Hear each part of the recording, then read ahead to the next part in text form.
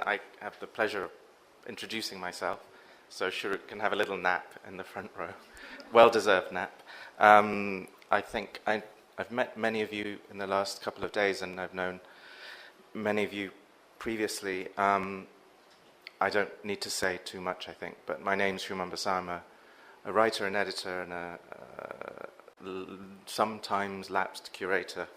And I've come from London this time, and so I really have to thank Shuruk, have to thank Ursula and the Sharuk Youth Foundation and the Rosa Luxemburg Foundation for the invitation. It's my first time in Ramallah, it's my first time to the West Bank, and I can't think of a better group of people to share this experience with. We've just known each other a few days, but I love you all. And I love you more because I'm not having to encounter an empty room. So thank you very much for that. It's much appreciated. So as I said, and as you know, I'm the last to present in this symposium, and it's either an advantage because everything smart has already been said, and I can just tie things up, or it kind of sucks because all of your minds are at information capacity already. Hopefully the truth is somewhere between the two. I have a very simple confession to make. As I said, I'm an outsider, and I have really no credentials, I think, to comment on the very complicated situation here, much of which has been described to us, I think, in amazing detail and eloquence these last few days. But as we've also seen, I think, today and yesterday, here is often not only here, it is here and elsewhere. Elsewhere is here. I'm just showing you a clip from Godard's Miéville's 1976 film, Ici et ailleurs, Here and Elsewhere. It's always worth reminding ourselves that nothing new is new, that the new is politically, economically, and morally motivated description of time. The same might be said about the past. The past was never actually the past. This is, some of you may recognize it, this is a drawing by Robert Rauschenberg. It's called De Kooning Drawing Erased. This drawing is great because I think, I won't go into the story, but Robert Rauschenberg actually went to de Kooning's studio, told him he had this crazy project in mind, and would de Kooning, who at that point was really one of the great, perhaps one of the greatest painters living in the Western world. And de Kooning abided and gave him a drawing, and then Rauschenberg, his act was to erase the drawing, which says, I think, so many wonderful and beautiful things about how, how movements have to move forward, about the notion of kind of symbolic patricide, how in order for the new to occur, the old has to somehow symbolically be erased, etc., etc. But I think this notion that the new, the supposed new, is always in a kind of, I think, violent, or non-violent, but often violent reaction with what exists before, I think is really important. So enough intro. Let's start. Have we met before? I mean, haven't we met here before? You got the same weird feeling, something like familiarity, a warm feeling? No, a cold feeling. Actually, not a feeling at all, more like time that's not new, refurbished, used time. When they take phones from Europe and send them to Africa and sell them as though they're straight out of the box. Sorry, I've forgotten your name. Can we start again? Hegel said, history always repeats itself. Marx modified this into this sentence.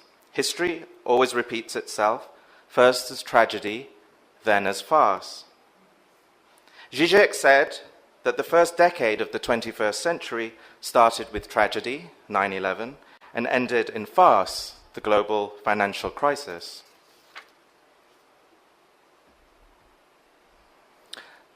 The historian Eric Hobsbawm called the 20th century short because it began in 1914 with World War I, and it ended in 1991 with the collapse of the Soviet Union.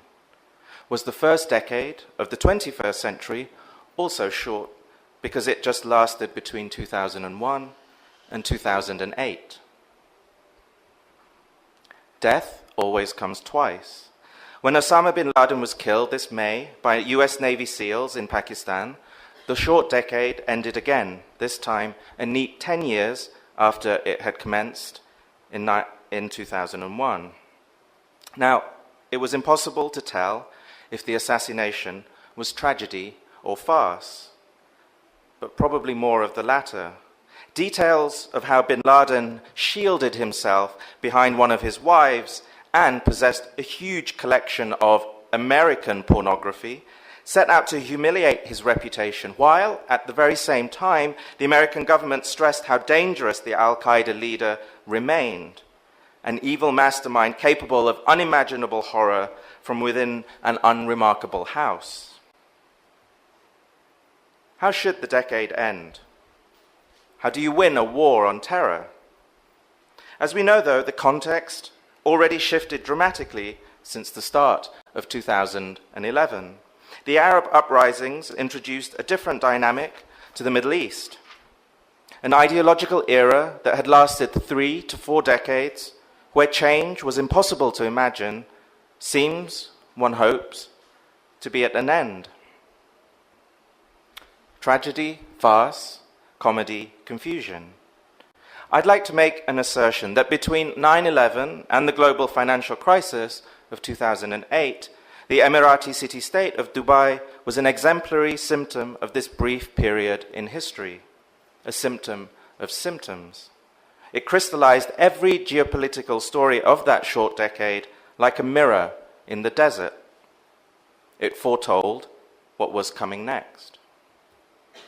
This is a map from 1951 showing dominions and colonial possessions. The colors may be difficult for you to make out completely, but what's important to understand here is a geopolitical world picture based on governing colonial centers and governed colonized peripheries.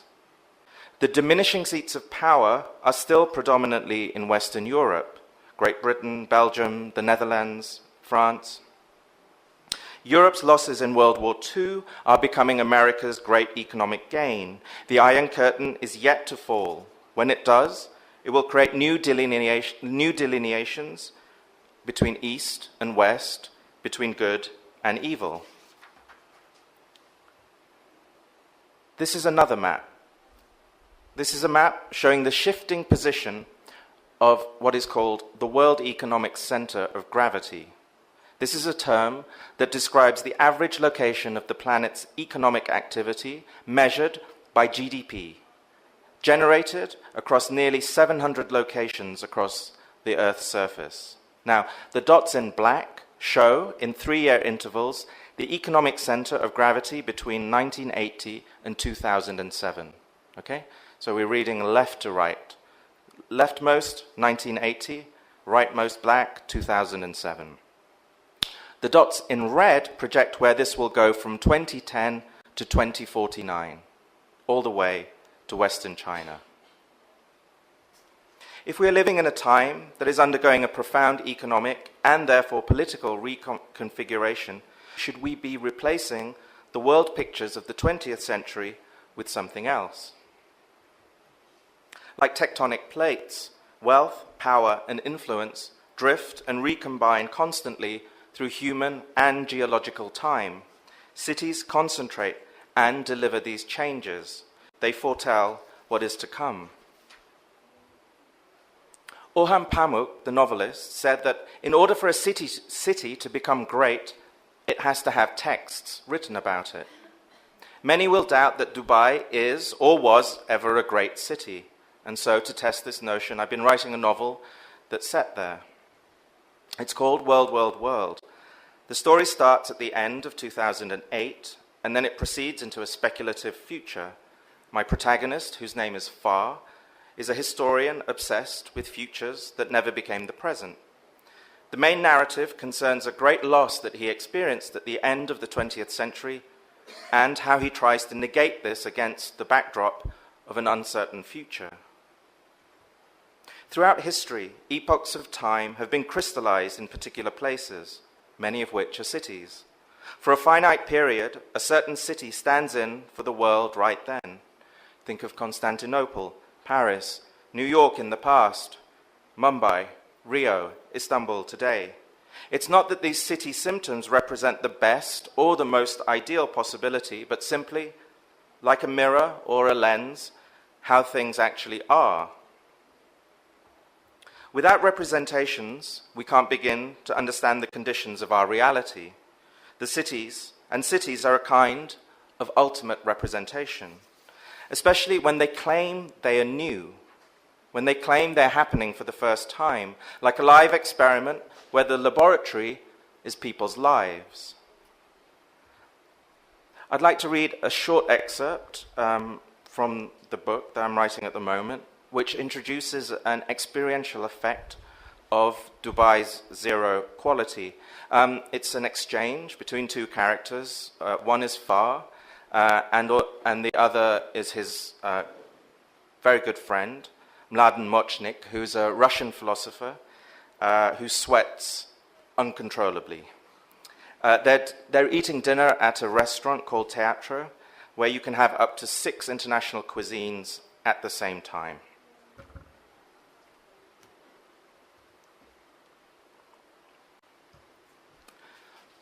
You are not to blame, Far.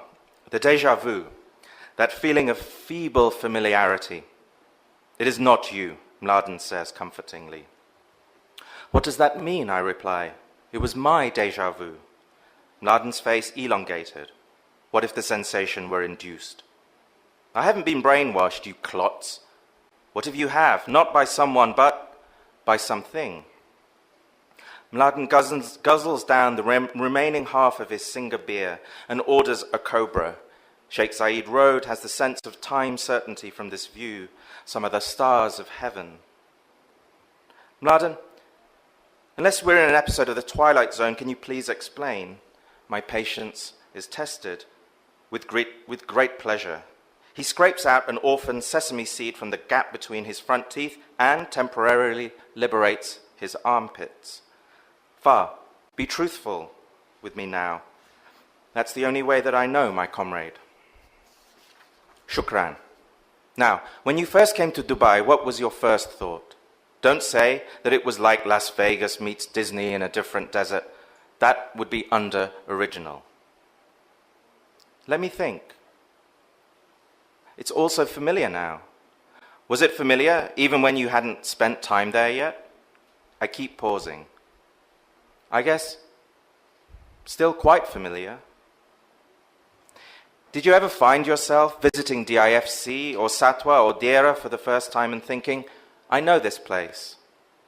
The cobra arrives and Mladen pours it into his glass without even looking at either vessel. He had a stare that made bears weep. I wouldn't go that far, I say, but I've certainly been reminded. Precedents, yes. So, you think about other places that you've been to, that, in some way, start echoing with these places? It comforts me, having those connections, I confess. Mladen interrogates me more. Can we say that these recollections make the new less demanding? Yes, I agree, it's soothing. Then the bear-scaring stare intensifies unbearably as he lurches his neck forward. Mladen delivers the ultimate punchline, that's approximate déjà vu. It seeps into my brain feature. Mladen has found a name for a universal Dubai sensation. I know because people have described it to me again and again. First, it's as pleasure, or first, it's as infuriation. You never get the giddy, paranormal depth of actual déjà vu, Mladen explains, but a sort of tangential, parallel version. Which is why it's soothing, I ask. Exactly. Mladen jumps up, but he is too fat. The sensation is even more acute when you've traveled a lot. You pick up more of these signs. Delhi, Singapore. Manhattan, Vegas, Venice, London, Abbottabad, Jenin, Ramallah, Doha. We realized that this list could go on and would never necessarily be right, wrong, or complete. But the list is always true for every individual who decides to make one. I count 1 million lights outside. Mladen is right. There are as many kinds of approximate déjà vu as there are people. Hello, Ina and Travis. But why would a city... Should I say goodbye to Ina and Travis? But why would a city that starts from almost nothing end up evoking so much from what we already know? What were some of the fundamental steps for this city from zero? Here are a few that I think were instrumental to Dubai during the short first decade of the 21st century. Number one, be geographically remote. A location struck between scorched desert on one side and sea on the other may not sound ideal as a site to build a city on. But Dubai turned apparent deficiencies into positive assets. Advantage one of a tabula rasa that was overseen by Bedouin tribes hundreds of years ago is that there is no built history to contend with, no symbolic origins to be fearful of. Advantage two is that there is nothing to limit growth. Two, the future should be envisioned from above. Sheikh Mohammed bin Rashid Al Maktoum, Dubai's emir and visionary architect of change, is said to be a keen helicopter pilot. From his floating vantage point, the logic of Dubai's parts combined with a vision of the new city whole.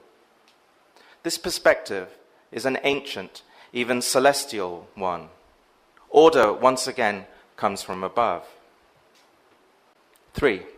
Your natural climate is no barrier to the ecologies you can create.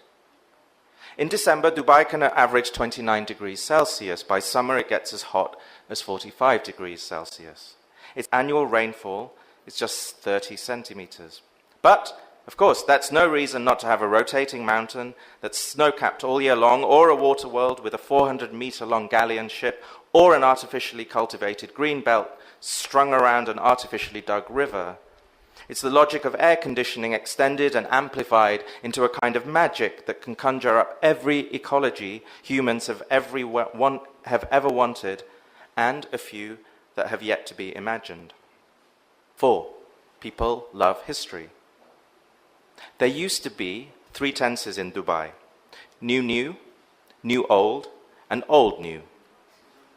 Next to the Burj Khalifa is another development by the same company, Emaar Developments. It's called Old Town. It's medieval in its looks, and it boasts bubbling fountains and underground parking for every resident.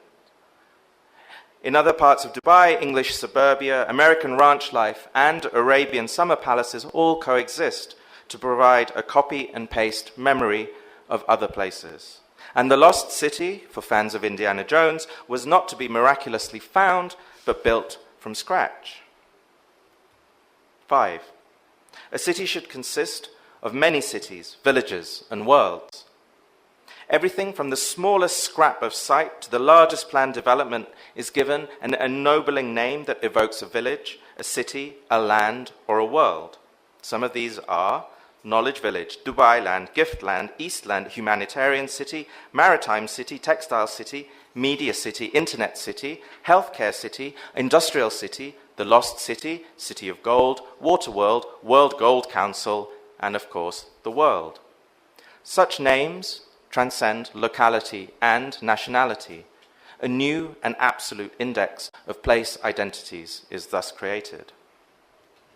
6. Buildings must be skin deep. In Dubai, architectural individuality comes in cladding options. It's applied like makeup for buildings. Cladding comes in flat packs and is stuck onto the concrete. The modernist rule that claimed that the outside should be a function of the inside here is completely and utterly ignored. In Dubai, the two have nothing in common. The inside and the outside can have parallel lives. 7. Install an alternative to participatory democracy. Is it coincidence that the world's fastest growing economies often refuse participatory democracies and practice a hybrid form of state-controlled free market capitalism. Both the Chinese Communist government and the United Arab Emirates ruling tribal family believe that the minds of the select few should map national visions for the many. Once decided upon, plans for the future are mobilized almost instantly into direct action. Any resistance to the vision goes unheard of and is therefore utterly useless. While cities like London and Rome are often held hostage by their history and those who insist on preserving it, Dubai encountered no such resistance to any of its grand visions. 8. Exceptional liberalism zones. At its heart, Dubai is an autocratic Islamic state that closely monitors its media and its citizens. Now, if this was its primary public face, it would hardly make for the best place in which to bask on the beach in a bikini or to run Reuters Middle East operations. One of the first signs of legislative fine-tuning came when Dubai allowed non-nationals temporary citizenship so that they could buy certain new properties. From then on, more free zones were set up as legal exceptions accepted certain conditions from the Emirates' primary social, economic, and media orders. In Media City, which is now home to BBC, Al Jazeera, and CNN, there is no interference from the Dubai authorities in any of its transmissions. At Internet City, you can surf through any areas of the web that you wish, a privilege which is not granted to the rest of Dubai's residents. For those that take their freedom for granted, Dubai ensured that freedom is easily available. 9. Import an endless supply of workers from poorer countries. Most of the 500,000 migrant workers originated from Pakistan, India, or Bangladesh, and before the crash took place, there were already strategies of ethnic diversification taking place to ensure that there would not be any massive ethnic majority. So there were workers coming in from China and the Far East as well. Labourers lived in the brutally named labour camps of Al-Quds and Sunapur, gated ghettos unmarked on any of the grand plans of Dubai. Of course, they were non-unionised. They didn't have any representation or recourse to workers' rights, and of course lived in questionable living conditions. This throng that built Dubai was in a semi-voluntary state of economic human subjugation, a shadow city, and also a portrait of global disparities.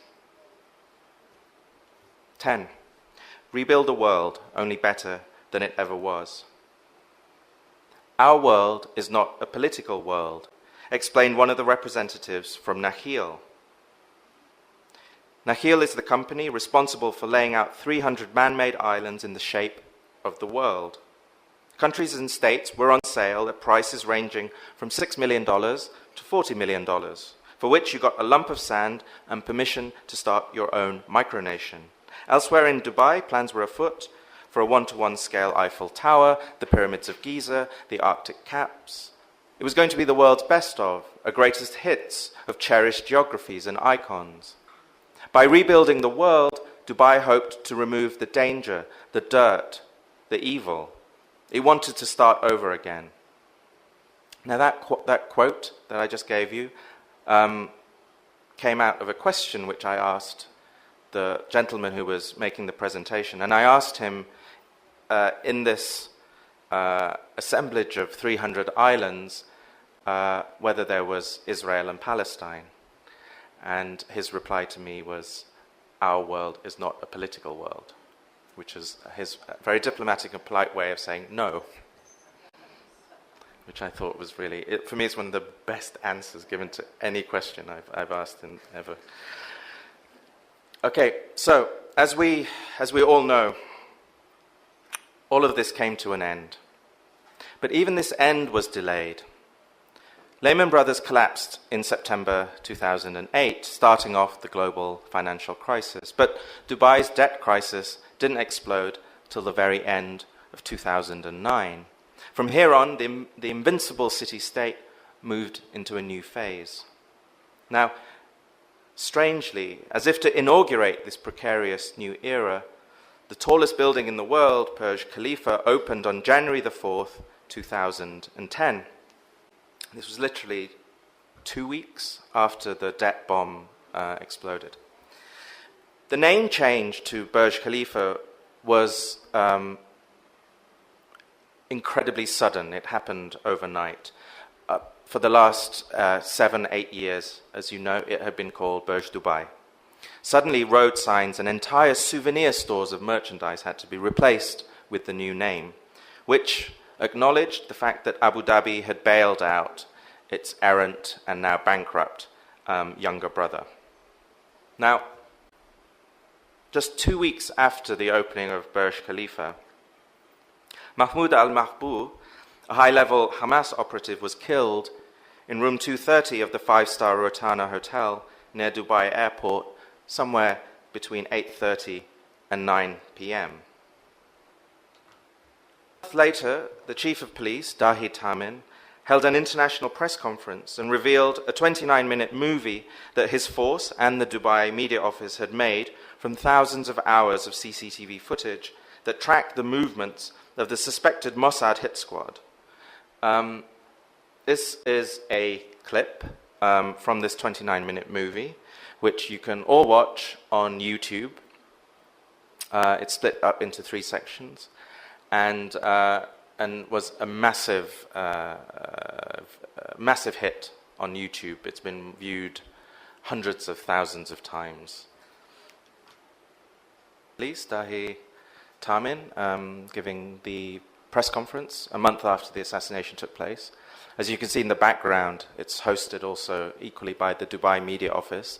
The Dubai Media Office is the same body that would produce all of the tourist films and promotional material over the last however many years to turn Dubai into the kind of iconic tourist destination that we love or hate now. But I think it's very interesting that this film was a collaboration between the police and the Dubai Media Office.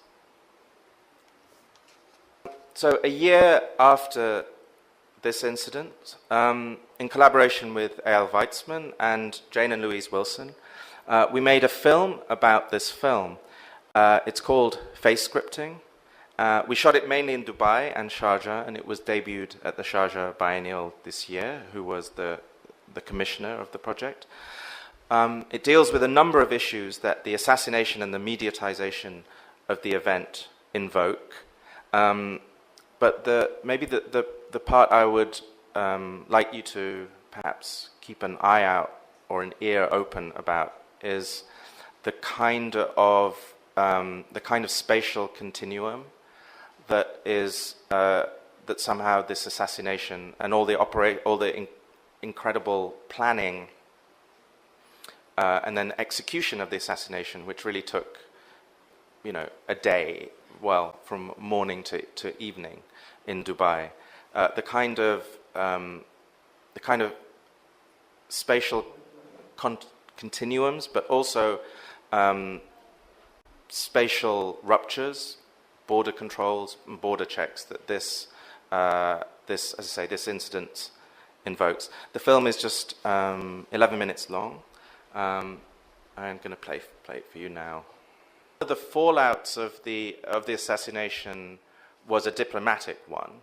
All of the Mossad suspected, or Mossad agents, got in on fake passports, British, French, German, Irish, etc., which caused a diplomatic ruckus. And one of the consequences that came all the way back to us as a group was that they stopped giving British passports to Israelis, which meant that Eyal, unfortunately, was not able to ever join us in Dubai and Sharjah, but he's able to be here today in Ramallah and in the West Bank. So there was a kind of almost a reflexive dimension to the whole thing. So for me, it's lovely to be able to show the film and for Eyal to be in the room at the same time, because that hasn't been able to happen yet.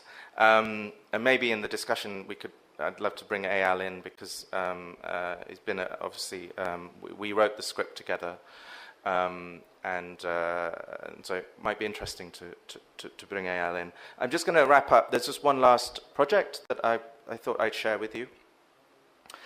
So just prior to finishing the film, I co-curated an exhibition with Charles Arseny-Henry called Translated By. It was about how writers write place into literature. We used the audio guide that, actually in a funny way, maybe some of you have been using today, or this kind of audio device that's found in most major museums these days. And we had actors translate 11 different texts into readings. So we had 4 different actors. You want to listen first and see second, so you enter the room. It looks empty, silent.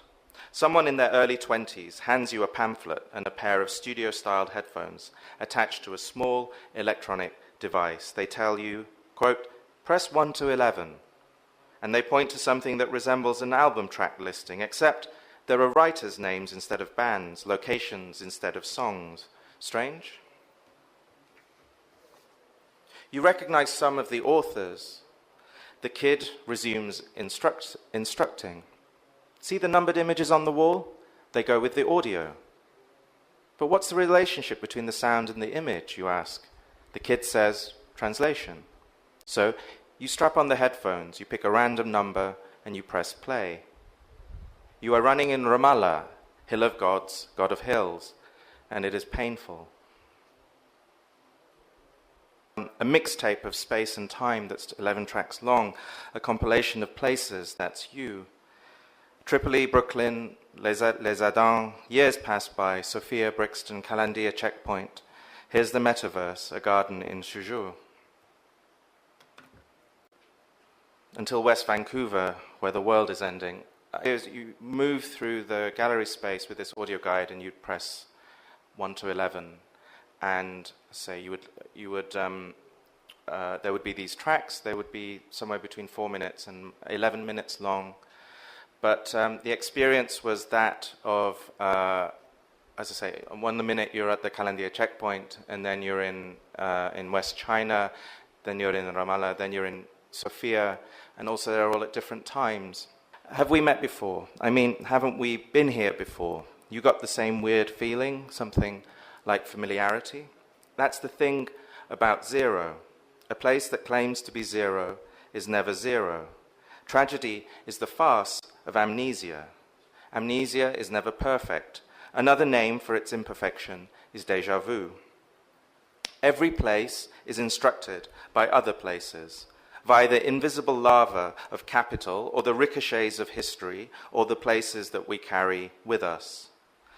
Sorry, I've forgotten your name. Have we met before? Thank you very much.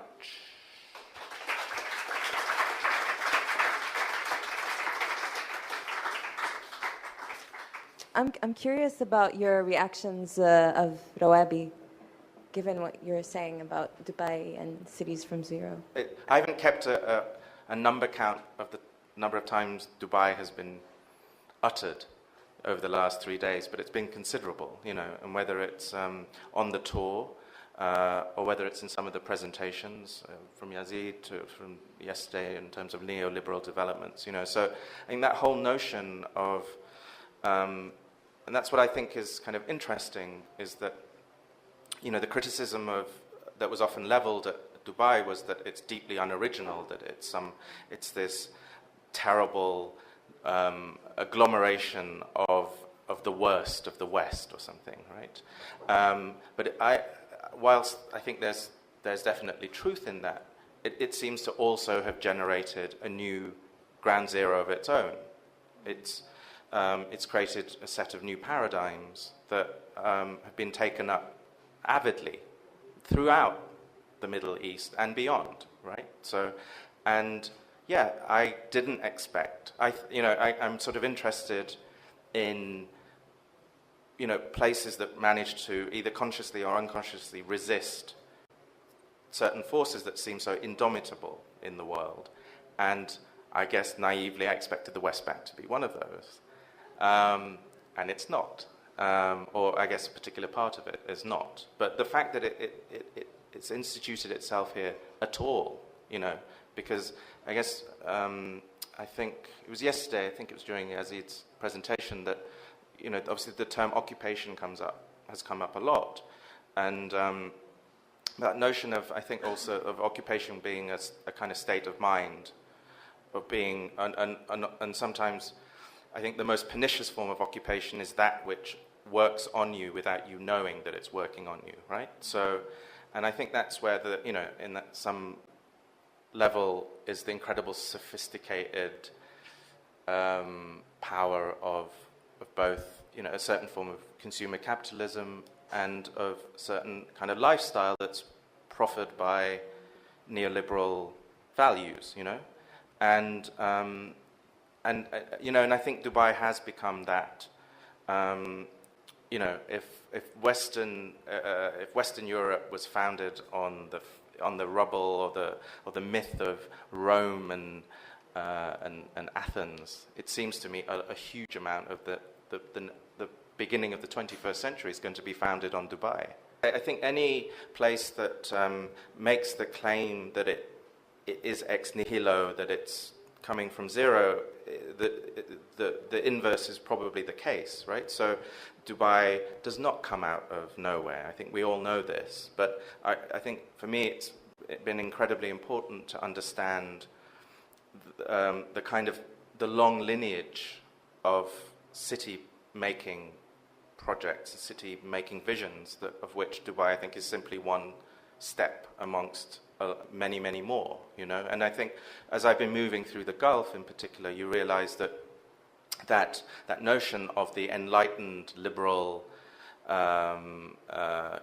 Middle Eastern capital, of course, is something that has shifted, often decade to decade, you know, and it's often allied, obviously, with the peaks of wealth or with certain kinds of political situations. We more than know the status of Beirut once, for example, but, you know, Kuwait City in the late 60s was also one of these places. You know, Andy Warhol pitched up in 1977.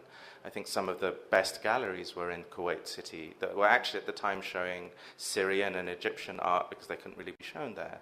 You know, so the role that Dubai plays now as a kind of showroom for other places in the Middle East were also being played by other cities in the Gulf, you know. And so, you know, so I think for me, I mean, in a sense, my travels are that of my protagonist, who's a historian, who is basically making journeys through time and space, you know. And I go to Bahrain and I go to the first oil well that's 1931, and it's in this absolutely kind of desolate sci-fi type landscape, and it's sort of enshrined and it's a monument. And you realize this is a kind of point zero, and, you know, and Bahrain and Manama was also an incredibly progressive kind of place for a long time, and then it waned as its wealth waned, etc. So, and then I guess the other thing that is coming up, you know, I've discussed this with some friends and colleagues here, is the kind of return, you know, the cyclicality, not only of short histories, but very, very long histories, you know. So the reassertion, it seems to me, you mentioned Istanbul, you know, I mean, Turkey's the third fastest growing economy in the world today. And so, you know, the ghosts of the Ottoman Empire, the ghosts of the Persian Empire, the ghosts of the, you know, China is, it's on an ideological mission. It doesn't think of itself as starting from scratch. Simply that there was a blip in history. It's always been an imperial empire, and it's merely reasserting that, right? So I find it, I think in that sense, it's absolutely, I mean, it's a dumb thing and an obvious thing to say, but the more you learn about, the more you know about these both deep and short histories, the less you can ever believe anything to be genuinely new. But I guess what I'm interested, I suppose, is the mobilization and the harnessing of the rhetoric of the new and of zero-ness, you know. And so that's been, you know, and with every place that I go to, and that's why for me I'm so happy that you invited me here, because obviously there are a series of spectral coordinates throughout the region that play such an unbelievable, almost disproportionate role in the formation both of physical and mental space throughout the region. And of course this is one of those spaces. And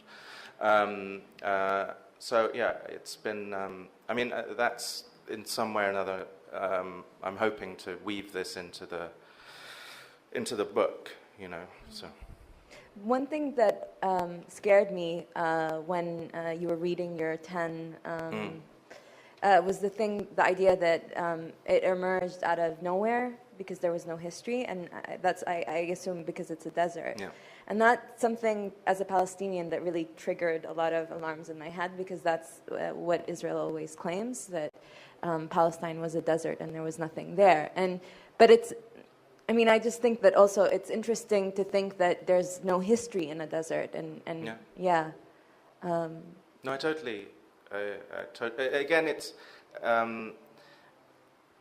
But you know, if you're Abu Dhabi or you're Qatar or you're Dubai, it's actually it's very economical to provide that Orientalist fantasy image back to the West, that, you know, a skyscraper comes out of nowhere, because that's the image that the West already has, right? In its not only the West, but many other places that maybe not so familiar with it, right? That there's nothing there, and oh my God, the world's tallest building came out of nothing, you know. And I think that notion of came up yesterday of the volunteering to participate in like neo-Orientalist imagery is something that's, you know, it works two ways, you know, and that notion of of voluntary colonization, but through images and through kind of, you know, of historically loaded images, I think is what's at play.